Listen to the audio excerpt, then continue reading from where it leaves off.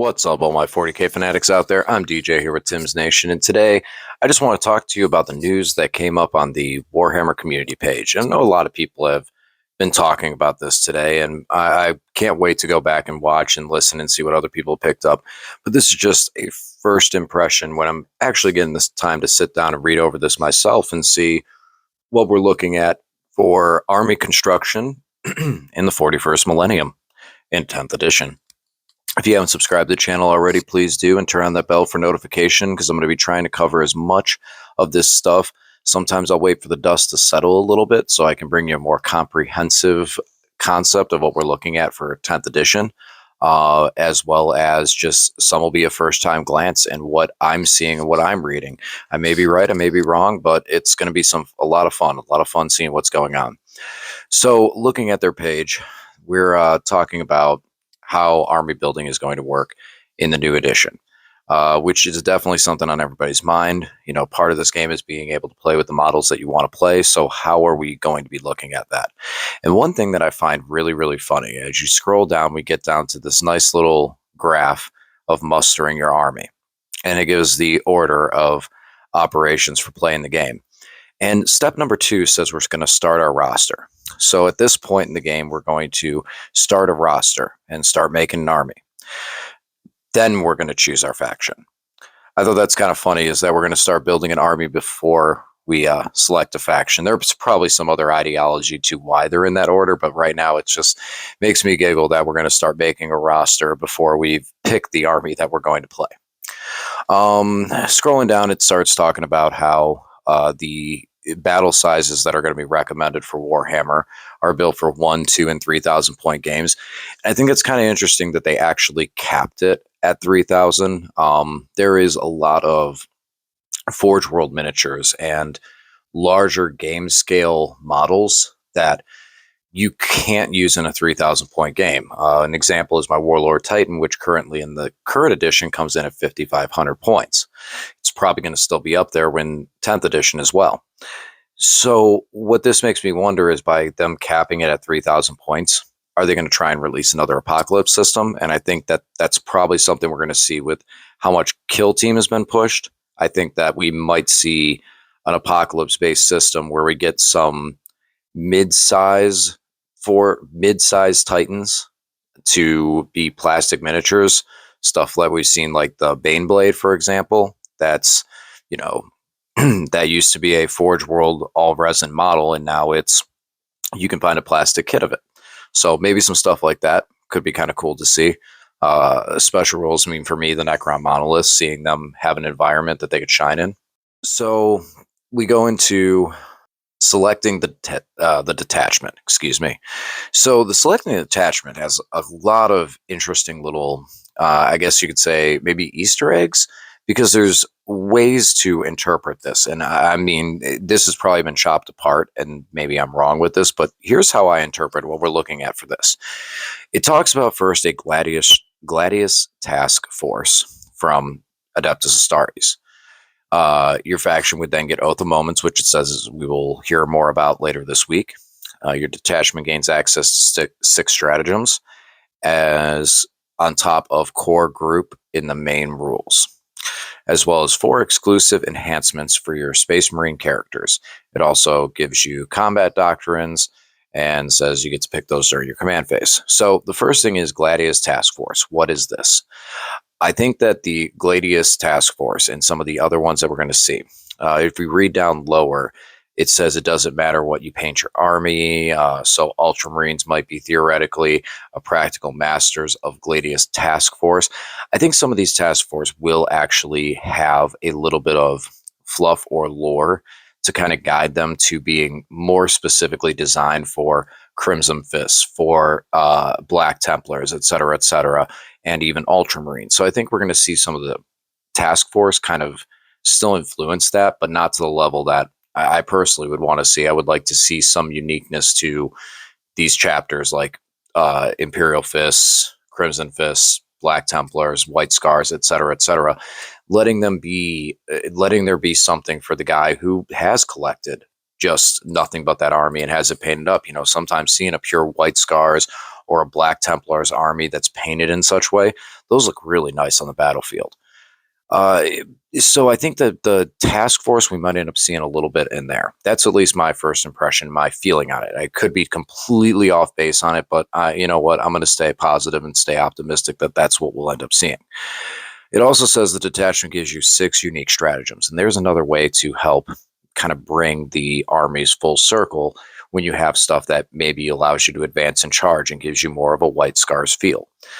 Uh, on top of the core group in the main rules. Oh, they're talking about the stratagems. Sorry, that sentence is awkward, but yes. And then we'll have the stratagems that are going to be in the main rule book, which that's interesting that they're really highlighting this for the second time about stratagems in the main rule book. So I'm wondering if we're going to see more stratagems incorporated in the main rule book to be unique and army wide instead of just having 6. If we might have, I don't know, 12.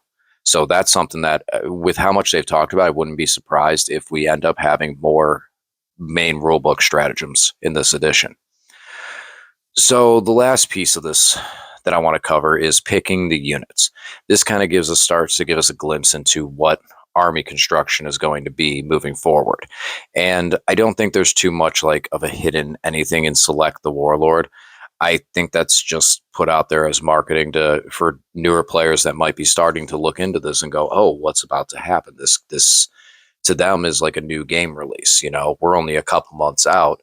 Yes, we've been playing it, but this is a time where gamers would pre-order new video games coming out. I've done it. Can't play the game yet, but you can read up about how it gets played and get excited about it. And I think that's part of the Warlord, talking about the Warlord aesthetic. But enough about that. The actual picking of the units. So it says you have to have at least one character. You can take one of each epic hero, up to 3 of the same data sheet, up to 6 of a battle line or dedicated transport. So number one, we're not it's stopping and preventing a future of a transport rush, whether it be rhinos or wave serpents. There is a max, and it's 6. Granted, wave serpents are pretty expensive, but if rhinos end up dropping in price in this new edition, I mean, back in 3rd edition, you could get a rhino for 50 points. So if rhinos drop in points, then that's something that it's good to see that we're not going to get overwhelmed with transports all of a sudden because there is a maximum of 6. The battle line in the same data sheet, the 3 and the 6. So battle line, a lot of people are predicting this is probably going to be, because I've seen a couple whispers and stuff, that this is going to be basically your troops for your army, basic units. But I did note when they were talking about the different strike forces and the different detachments that you can take, that might allow a unit to gain battle line. One I saw briefly, I think it was on Facebook, someone was talking about how termagants don't have the battle line keyword. So where does battle line come into it? I think that's going to be from the detachments. And the detachment's going to say this data sheet gains the battle line ability. So there may be some hope and possibilities that armies like Space Marines, jump back to them, could run multiple of more than 3 of a unit that in the past could only run 3 of because of a detachment that it takes. One epic hero. So now all of our characters, Silent King, Gilliman, soon Lionel, all of them are going to be epic heroes. Maybe we're going to see some more. You know, Drago might end up on that list. I could see Calgar being there if we're going to smaller characters like that. So we might see some more epic characters in that sense. Might even be named characters. You know, this could be the point. I mean, the picture, the picture they show is of Gilliman. So it makes me believe that this is the Primarch and big guy level. So probably not just every single named character, but you know, maybe that's going to be a way that they go with some of them. Some of the named characters becoming epic characters to, you know, reduce some of the plays maybe with Gilliman or Lionel that we could end up having in the near future. As well as, like, I think we can see it with World Eaters, where you can't where depending on who your warlord is kind of dictates how that entire army functions. And that means that most people are not running Angron because the Lord is just so much more powerful. And again, with World Eaters, take a look at their codex and how their codex is set up. It's very, very simple. And I think that the way that that codex looks and how the stratagems are laid out and the mission secondaries specifically, I think that's a good indication of what these books are about to look like in the near moving forward. Um, but yeah, it's kind of my initial first impression. My initial first impression of everything. It's going to be interesting to see what gets battle line. That's going to be probably out of these different detachments. I'd imagine very, very soon we're going to get a sneak peek at one detachment. So that's going to be interesting to see and start figuring out what we could possibly see from there. I think that's going to be a pretty big giveaway to let us know what the future holds when we see that first detachment. But it's a really good time to be in 40K. And I'm looking forward to all the new players that are going to be coming in here and learning the game. And, I've said it before, we spend a lot of time painting these models. And when that person shows up to your house for the first time and sees your entire collection of all painted models and their eyes just light up, that's a beautiful feeling. And I can't wait to have more of those here real soon. Well, hopefully you enjoyed this video, guys. Thanks for listening, and I'll talk to you all again soon.